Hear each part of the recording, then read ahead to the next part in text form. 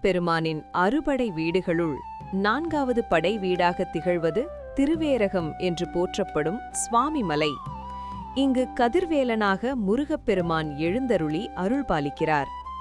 தஞ்சாவூரிலிருந்து 32 kilometre தொலைவிலும் கும்பகோணத்திலிருந்து 8 kilometre தொலைவிலும் இக்கோவில் அமைந்துள்ளது. படைப்புத் தொழிலில் ஆணவம் முற்றியிருந்த பிரம்மா ஒருமுறை முருகப்பெருமானை சந்திக்க நேர்ந்தது.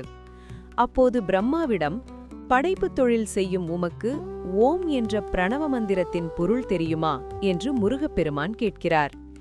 இந்த கேள்விக்கு பிரம்மாவால் பதில் சொல்ல முடியவில்லை. பிரணவத்தின் பொருள் தெரியாமல் திகைத்தார். அவரை தலையில் குட்டி சிறையில் அடைத்தார் முருகப்பெருமான். ஈசனே நேரில் வந்து கேட்டுக்கொண்டதால் பிரம்மாவை அவர் விடுதலை செய்தார். பிறகு சிவபெருமான், பிரணவத்தின் பொருள் உனக்கு தெரியுமா என்று முருகனிடம் கேட்டார். ஓ, நன்றாக தெரியுமே என்றார் முருகன். அப்படியானால் அப்பொருளை எனக்கு கூற இயலுமா என்றார் ஈசன். உரிய முறையில் கேட்டால் சொல்வேன் என்றார் முருகன். அதன்படி சிவபெருமான் இந்த சுவாமிமலை தளத்தில் சிஷ்யன் நிலையில் அமர்ந்து முருகப்பெருமானிடம் பிரணவ உபதேசம் கேட்டார். இவ்வாறு இறைவனான சிவபெருமானுக்கே முருகன் குருநாதனாக ஆனதால் அவரை சுவாமிநாதன் என்றும் பரமகுரு என்றும் தகப்பன்சாமி என்றும் போற்றுகிறோம். அதனாலேயே இந்த தலமும் சுவாமிமலை என்று பெயர் பெற்றுவிட்டது. இத்தலத்தில் சுவாமிநாதன் 4½ அடி உயர நின்ற கோலத்தில் கம்பீரமாக காட்சி தருகிறார். வலது கரத்தில் தண்டாயுதம் தரித்து இடது கரத்தை இடுப்பில் வைத்து சிரசில் ஊர்த்வ சிகாமுடியும் மார்பில் பூணூலும் ருத்ராட்சமும் விளங்க கருணாமூர்த்தியாக காட்சி தருகிறார். முகத்தில் ஞானமும் சாந்தமும் தவழ்வதை கண்குளிர பார்க்க முடிகிறது. மகா மண்டபத்தில் மயிலுக்கு பதிலாக முருகனுக்கு இந்திரனால் வழங்கப்பட்ட ஐராவதம் என்ற யானை நிற்கிறது.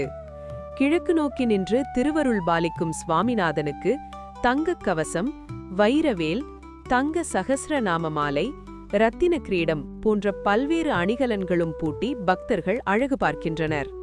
சுவாமிநாதன் தங்கத் தேரிலும் அவ்வப்போது பவனி வருவது வழக்கம். நெல்லிமரம் சுவாமிமலையின் தலவிருட்சமாகும். நெல்லிமரத்தை வடமொழியில் தாத்ரி என்பர். அதனால் சுவாமிமலையை தாத்ரிகிரி என்றும் குறிப்பிடுகின்றனர். மேலும் சிவகிரி, குருவெற்பு, குருமலை, சுவாமி சைலம் போன்ற பெயர்களும் உண்டு. வடமொழியில் சுவாமிநாதனை ஞானஸ்கந்தன் என்று போற்றுகின்றனர். அருணகிரிநாதர் 38 திருப்புகழ் பாடல்களை இந்த சுவாமிநாதனுக்கு பாமாலையாக சூட்டியுள்ளார். சுவாமிமலை இயற்கையான மலை அல்ல, ஏராளமான கருங்கற்களை கொண்டு கட்டப்பட்ட ஒரு மாடக்கோவில்தான் இது. இங்கு 3வது பிரகாரம் மலையடிவாரத்தில் உள்ளது. 2ஆம் பிரகாரம் கட்டுமலையின் நடுப்பாகத்திலும் 1ஆம் பிரகாரம் கட்டுமலையின் உச்சியில் சுவாமிநாத பெருமானை சுற்றியும் அமைந்துள்ளது. தெற்கு நோக்கிய ராஜகோபுரம் 5 நிலைகள் உடையது. பெரும்பாலும் பக்தர்கள் கிழக்குப்புற மொட்டை கோபுரத்தின் வழியாகவே கோவிலுக்குள் நுழைகின்றனர். அவ்வாறு நுழைந்தவுடன் வல்லப கணபதியை தரிசிக்க முடிகிறது. மலைக்கோவிலின் கீழ்த்தளத்தில் மீனாட்சி அம்மன், சுந்தரேஸ்வரர், விநாயகர், சோமாஸ்கந்தர், விஸ்வநாதர், விசாலாட்சி, தட்சிணாமூர்த்தி ஆகியோரின் சன்னதிகள் அமைந்துள்ளன. சுவாமிநாதனை தரிசிக்க நாம் 60 படிகள் மேலே ஏறிச் செல்ல வேண்டும்.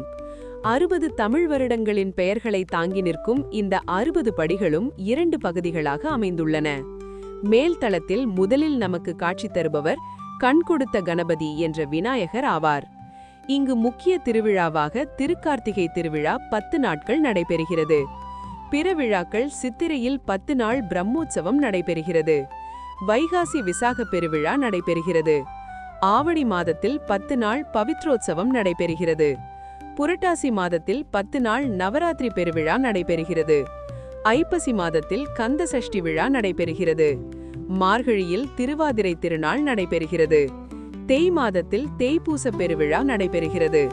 பங்குனியில் வள்ளி திருக்கல்யாணம் ஆகிய விழாக்களும் சிறப்பாக கொண்டாடப்படுகின்றன.